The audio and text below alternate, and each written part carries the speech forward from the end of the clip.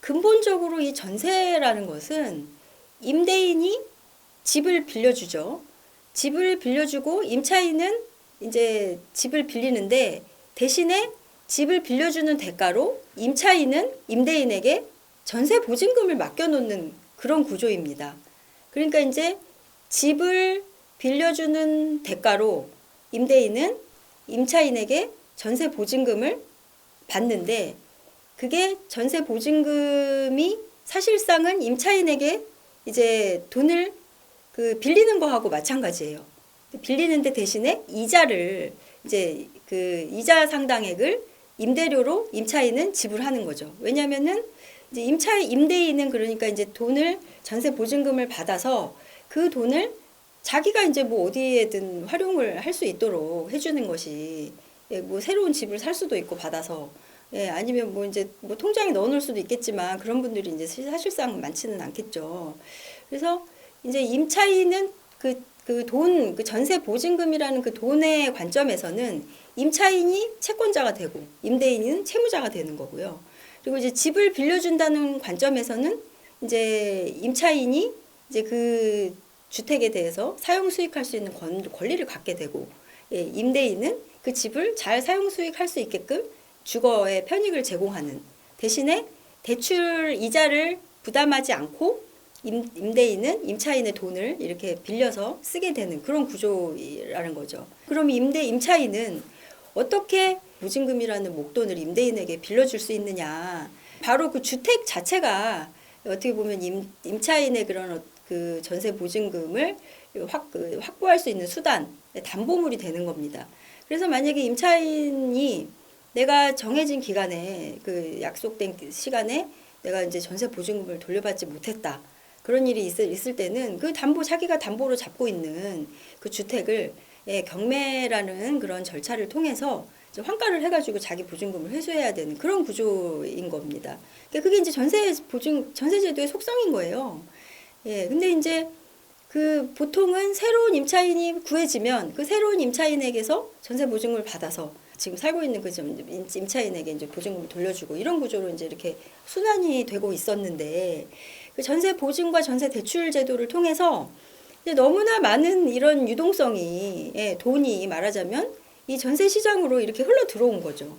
그러다 보니까 이 유동성 너무나 많은 돈이 여기 이 전세 시장에 막 이제 풀려 있다가 갑자기 이렇게 외부적인 어떤 환경에 의해서 보증이 축소되고 대출 금리가 올라가고 막 이렇게 되다 보니까 당연히 유동성 축소되는 과정에서 이제 사고가 지금 터지고 있는 겁니다. 그러니까 사실 이게 전세 사기라고 말하고 있긴 하지만 실질적으로는 그 유동성이 축소되는 과정에서 나타나는 부작용이라고 이제 보여지고 이 문제는 정부에서 담보가 확실하지 않은 그런 이제 임차인들에게도 너무나 무분별하게 쉽게 막 전세자금 대출을 풀고 보증을 풀고 이랬기 때문에 발생한 문제라고 이제 생각이 됩니다. 이제 이게 결국은 이제 전세 사기 문제는 사기 문제로 이제 풀 것이 아니라 그 전세제도의 속성과 그리고 어떤 유동성과 금융의 문제, 보증의 문제 이런 것을 어떻게 이제 부작용을 줄여가면서 천천히 정상화를 시켜 나갈 것이냐 이런 논의로 점차 전환이 돼야 된다고 생각합니다. 전세제도라는 게 우리나라에 아주 오랜 동안 서민들의 어떤 주거 수단으로서 이렇게 활용되었던 임대차 제도인데 최근 갑자기 한 4, 5년 이내에 이 전세로 인해서 청년 서민들 피해가 계속 발생이 되고 있고 문제가 크게 발생되고 있습니다. 근데 그 원인이 무엇일까 이제 한번 잘 살펴볼 필요가 있습니다. 이 문제를 해결하기 위해서는. 근데 이제 그전에는 이렇게까지 전세 사기가 크게 문제가 된 적이 없었는데 왜 갑자기 이런 전세 문제가 발생됐느냐? 저희 경실련이 이제 여러 차례 기자회견을 통해서 이제 말씀을 드렸던 것처럼 정부에서 너무 무리한 전세자금 대출을 해주고 그거에 따른 또 전세 보증을 해주고 이런 문제가 이 전세 사기를 유발한 가장 큰 원인이라고 저희는 이제 분석을 하고 있습니다.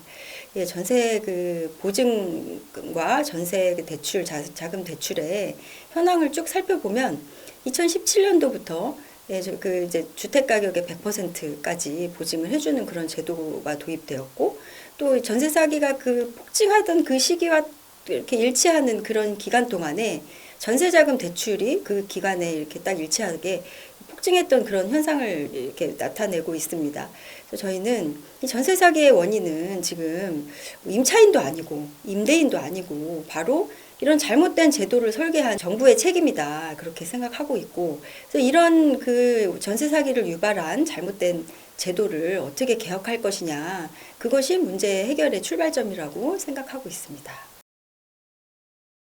예, 지금 전세 사기 특별법이 2년 됐죠. 2년 2023년인가 그때부터 이제 이렇게 발효가 돼가지고 피해자들의 어떤 주거 안정 회복하고 이렇게 저리에 대출을 지원을 해주고 주거를 이렇게 좀 할 수 있는 그런 대책 그 주거지를 마련해주고 뭐 이런 방안들이 지금 마련되고 있기는 한데, 이거는 사실은 근본적인 어떤 전세 사기를 예방할 수 있는 대책이라기보다는 이미 일어난 이 전세 문제의 피해자들을 뭐 일부 이제 주거 안정을 구제하고 뭐 이런 그 이제 결과에 따른 그 어떤 일부 이제 그 회복하는 그런 수준에 불과합니다.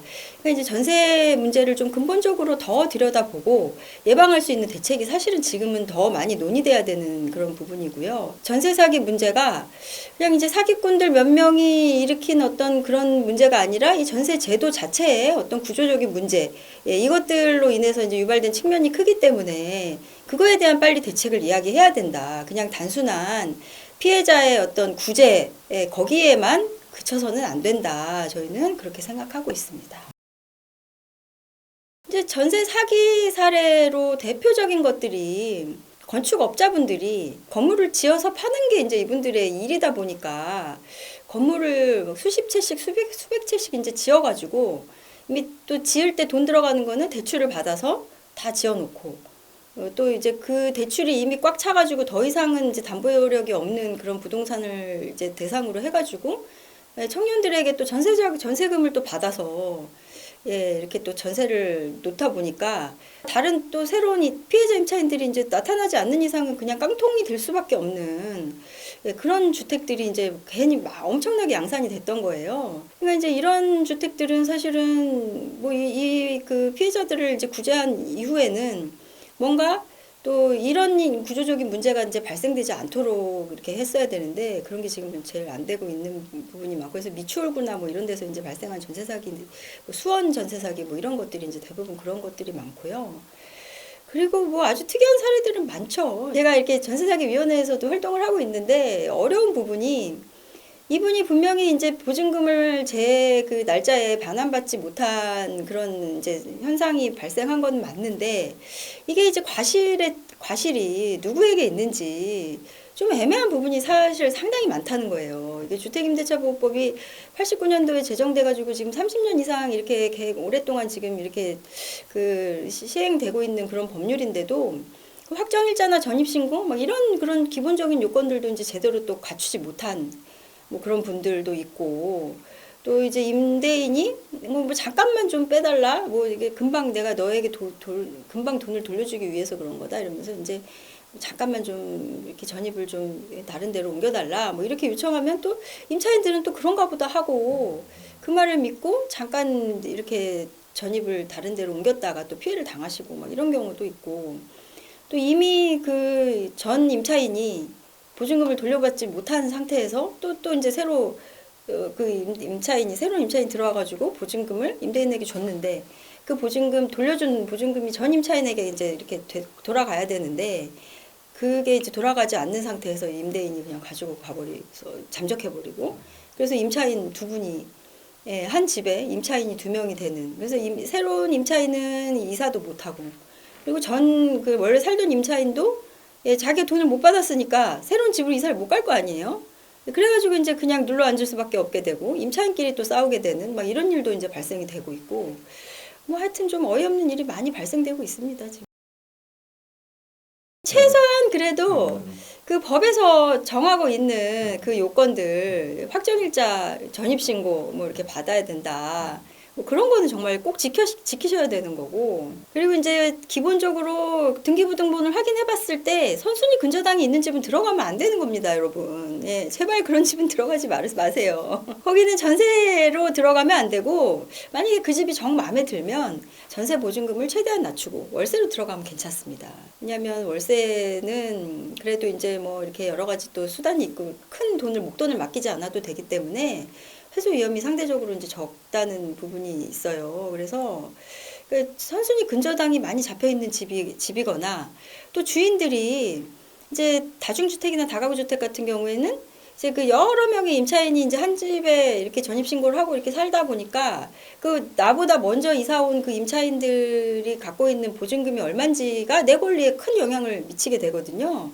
그래서 이제 선순위 근저당뿐만 아니라 이제 나보다 먼저 선순위 권리를 갖고 있는 임차인들의 보증금이 얼마인지 이제 반드시 확인을 하셔야 되고, 확인을 안 해준다, 집주인이. 그러면 그런 집엔 들어가지 않으셔야 되는 겁니다. 근데 이제 확인 안 해주는데, 뭐 이제 그 중개사 사무소에서 괜찮다, 뭐 이런 얘기 듣고 그냥 들어가시거나 이렇게 하면 상당히 이제 위험성이 높은 집이기 때문에 안 알려주는 거거든요. 예, 그런 집들은 특히 조심을 하셔야 되고, 그리고 이제 제도적인 측면에서도 지금 말씀드렸던 그런 다가구 주택, 다중주택 같은 경우에는 한 개 부동산에 여러 가지 이제 권리 관계들이 이제 이렇게 막 중첩되어 있다 보니까 선순위 근저당도 있고 선순위 임차인도 있고 막 그렇게 하다 보니까 내 권리에 영향을 미치는 그런 그 요소들이 많은데 그걸 이제 반드시 파악을 해야 되고, 근데 이제 대부분의 지금 새로 지어진 다가구 다중주택 같은 경우에는 이미 근저당이 꽉 차 있는 상태에서 임차인을 계속 이제 이렇게 채워놓고 또 다른 임차인이 그냥 새로 이렇게 들어오면 그 임차인의 이제 보증금으로 전 임차인들의 보증금을 이렇게 내주고 뭐 이런 식으로 이제 계속 굴러가던 구조이다 보니까 어느 한순간에는 요 이제 그 폭탄 돌리기 같은 이 고리를 좀 끊어야 될 필요가 있습니다. 그래서 제도적으로 정말 가장 취약한 주택이 임차인에게 그 보호가 필요한 그런 주택이 다가구 다중주택이라고 생각이 되고, 이 부분에 대해서 조금 더 적극적으로 들여다보고 대책을 세워야 된다, 정부에서는. 네, 그런 제안을 좀 드리고 싶습니다. 저희 경실련에서 지금 전세 사기 대안으로 주장하는 가장 이제 큰 부분이 전세 보증 보험을 의무적으로 사전에 임대차 계약을 체결하기 이전에 임대인에게 반드시 의무적으로 가입을 할 수 있도록 그렇게 제도를 마련해야 된다, 이런 이제 주장을 하고 이렇게 그 제도를 지금 준비하고 있습니다. 그 이유는 이 전세 보증 보험을 통해서 내가 임대차 계약을 하기 이전에 이 주택으로 그 담보할 수 있는 그런 어떤 보증금의 안전한 보증금의 범위가 어느 정도 되는지를 확인을 하고 사전에 임차인이 이제 임대차 계약을 체결하기 전에 확인을 하고 들어갈 수 있게 해야 된다, 그런 취지이고요. 그리고 이제 지금은 임대차 보증보험 제도가 그 전세 보증금 전액을 국가가 이렇게 보장해 주는 것처럼 전체를 보호해 주는 그런 제도로서 이제 좀 알려져 있는데, 그런 것 때문에 오히려 지금 더 문제가 커졌다, 저희는 이제 그렇게 판단을 하고 있습니다. 그래서 이 그 보증보험을 가입하는 그 범위가 지금은 이제 보증금 임대차 계약하는 그 보증금의 뭐 90%씩 이렇게 지금 보험을 들어주고 있는데, 그렇게 정부가 보증해 주는 것 때문에 오히려 더 전세금이 올라가고 대출이 더 많이 나가게 되고, 그래서 세입자의 피해가 더 커졌다. 그러니까 어느 정도 일정 범위 하에서 주택 가격의 한 60% 또는 70%의 범위 안에서만 보증을 가입할 수 있도록 그렇게 해야 된다, 저희는 주장하고 있고요. 그렇게 했을 때 장점이 뭐냐면 안전하게 보증금을 돌려받을 수 있는 그 보험의 범위를 국가가 이제 미리 사전에 이렇게 가이드라인을 정해주면 그 이상 초과하는 전세 보증금에 대해서는 이제 내가 전세 보증금을 또 돌려받을 위험이 있다고 하더라도 그래도 나는 월세 내는 게 싫거나 월세로 이제 그 주거비를 부담하는 것보다는 전세로 그냥 이렇게 선택할 수 있는 그런 어떤 임차인의 그런 선택권을 좀 더 존중해 줄 수 있고, 그리고 이제 보증 그 범위를 좀 이렇게 축소를 하면 보증료를 대폭 낮출 수가 있습니다.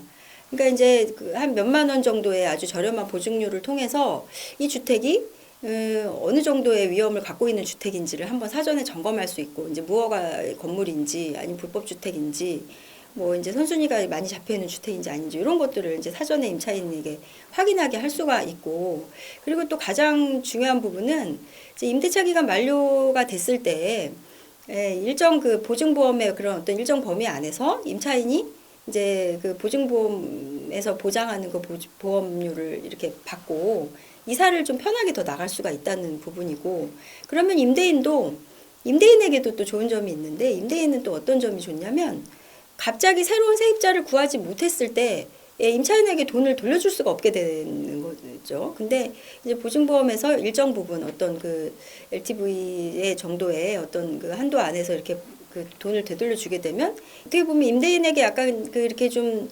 임차인의 보증금을 돌려주기 위한 좀 대출 같은 좀 그런 역할을 할 수가 있습니다. 그러면 그 시간 동안에 어떤 뭐 나름대로 이자라든지 뭐 이런 걸 부담하면서 새로운 임차인을 받을 때까지 그 전 임차인에게 피해를 주지 않고 임대인도 이제 자금을 좀 이렇게 융통할 수 있는 그런 또 제도가 될 수가 있고, 또 사전에 가입을 하게 되면 이 임대차 시장 전체를 국가가 체계적으로 투명하게 한번 관리를 할 수가 있는 거죠. 어떤 내용으로 임대차가 지금 계약이 체결되고 있는지, 불법 주택이 얼마나 있는지, 뭐 이런 것들을 사전에 이제 한번 국가가 관리하면서 확인할 수 있는 그런 제도가 되기 때문에 임차인의 보증료를 100%다 보증해준다 이런 차원의 접근보다는 오히려 임대차 시장을 좀 국가에서 관리한다. 그래서 이렇게 자금 흐름이 그렇게 새로운 임차인을 구하고 전 임차인이 나가고 막 이렇게 막 타이트하게 이렇게 돼 있는 이런 지금 전세 제도를 조금 그 자금의 흐름을 좀 융통을 할 수 있도록 국가에서 제도적으로 보호를 해준다, 보장해준다. 뭐 이런 차원에서 여러 가지 장점이 있을 것 같습니다.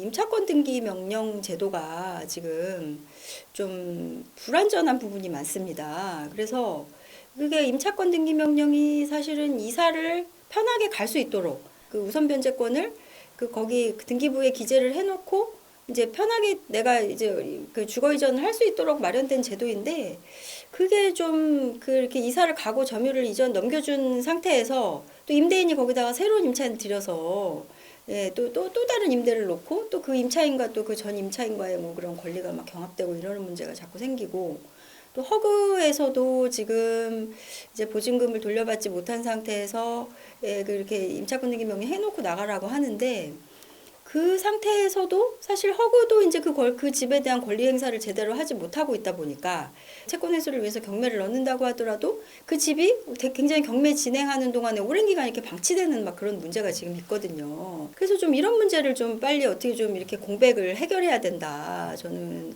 좀 그런 생각을 지금 하고 있고, 그리고 지금 이제 이 전세 사기가 워낙에 그 전국적으로 퍼져 있고 대대적으로 문제가 되고, 또 이제 이렇게 전세 사기가 자꾸 홍보가 되면 될수록 새로운 전세를 막 기피하는 이런 현상이 일어나다 보니까 새로운 임차인 구하는 게 더 어려워지고, 새로운 임차인을 못 구하니까 그 임차인들은 모두 다 이제 전세 사기 피해자인 것처럼 막 이제 이렇게 막 확대되고, 그러면서 이 집들이 제대로 지금 이게 원활하게 이게 순환이 안 되면서 관리가 안 되고 있다는 그런 심각한 문제가 지금 있거든요. 그래서 저는 좀 이 문제를 우선 조금 속히 해결할 수 있는 그 부분을 좀 빨리 마련했으면 좋겠다. 그래서 임차인 그 집에 계속 거주를 원하는 임차인의 경우에는 그 집에 그냥 소유권 이전을 좀 편하게 좀 넘겨올 수 있도록, 그래서 자기가 계속 어차피 뭐 집이 필요하고 그 집이 뭐 이렇게 내가 살기에는 나쁘지 않은데 그냥 단지 보증금을 지금 돌려받기가 어려워서 뭐 이렇게 곤란을 겪는 분들도 있을 테니까, 그런 분들한테 오히려 조금 이렇게 좀 취등록세를 좀 지원해 준다든지 뭐 세제 혜택을 좀 준다든지 대출을 좀 열어준다든지 이렇게 해가지고 그분들이 계속 그 집에 계속 거주하기가 조금 더 편안하게 만들어 준다든지, 아니면은 임차인이 나갔는데 새로 집을 이제 구하지 못하는 그런 경우에는 그 임대인들에게도 그 비어있는 집들을 어떻게 좀 이렇게 월세로 전환한다든지 뭐 이게 위험하지 않은 집으로 좀 계속 관리가 되면서 새로운 임차인을 좀 구하기 용이하게끔, 그래서 그 집이 그냥 이렇게 방치되지 않고 예, 서민 그 주택 주거 시장에 이렇게 공급될 수 있도록 원활하게 공급될 수 있도록 예, 그런 것들을 좀 방안을 마련하는 게 그냥 무작정 지금 이제 전세 보증금을 다 내놔라 막 이렇게 하는 것보다는 좀 더 현실적이고 타협적인 방안이 아닐까. 제가 아까 이제 말씀드린 것처럼 전세 제도 자체가 내가 임대인에게 돈 빌려주는 거거든요. 돈을 맡겨놓는 거란 말이에요. 돈을 빌려주는 사람은 항상 어느 뭐 은행도 마찬가지고 뭐 이제 개인 간에도 담보를 잡아야 되는 거죠. 담보를. 왜냐하면 내 돈을 받아야 되니까. 임대인이 내가 나랑 약속한 정해진 기간에 돈을 다시 되돌려 준다는 보장이 있습니까? 없어요. 예. 새로운 임차인이 구해지면 다행이지만 안 구해지면 어떡할 거예요.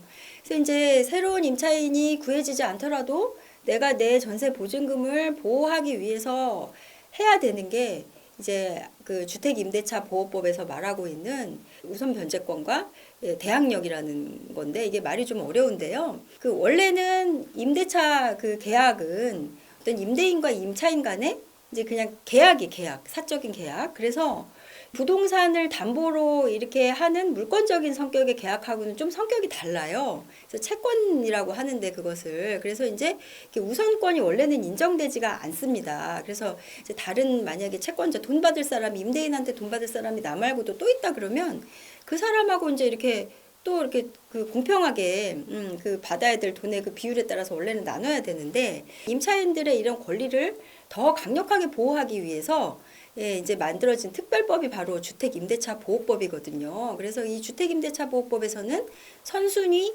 대항력을 인정해 줄 수 있는 그런 요건을 이제 두고 있는데 그게 바로 전입신고하고 확정일자라는 거예요. 그래서 내가 전입신고하고 확정일자 받고 그리고 그 주택을 반드시 이제 인도를 받아서 점유를 하고 있어야 되는 겁니다. 그래서 이제 그런 요건을 갖추고 있으면 다른 채권자가 있더라도 다른 돈 받을 사람이 나 말고 또 있다고 하더라도 나에게 우선적으로 이 부동산을 내가 이제 점유하고 있는 이상 그 부동산을 담보로 해서 나에게 먼저 가장 최우선적으로 이제 그 채권을 회수할 수 있는 권리를 준다는 그런 의미가 바로 이제 우선 변제권과 이제 대항력이라는 거예요. 그래서 이렇게 집주인이 그냥 이사를 가도 내가 새로운 임차인을 구하면 돈 줄 테니까 걱정하지 마. 그러면서 그냥 염려하지 말고 그냥 나가라. 내가 그 금방 구해지니까 돈 이제 그 받으면 바로 줄게. 이런 말을 한다고 하더라도 절대 그 말을 믿으시면 안 됩니다. 예. 법에서 정하고 있는 요건이고 그것을 내가 지키지 못했을 때는 이제 내가 이제 그 의무를 다하지 못했기 때문에 내 책임이 되는 겁니다. 예. 그래서 이제 전세사기 특위원회에도 그 오시는 분들, 피해자분들 중에서 그런 요건을 제대로 갖추지 못하시거나 아니면 이제 임대인 말만 듣고 그냥 이사를 나가시거나 예, 임차권 등기명령 이런 제도가 있는데도 그걸 안 해놓고 그냥 이제 이렇게 나가시거나 뭐 잠깐 빼거나 이렇게 해갖고 또 피해를 보시는 분들이 많아요.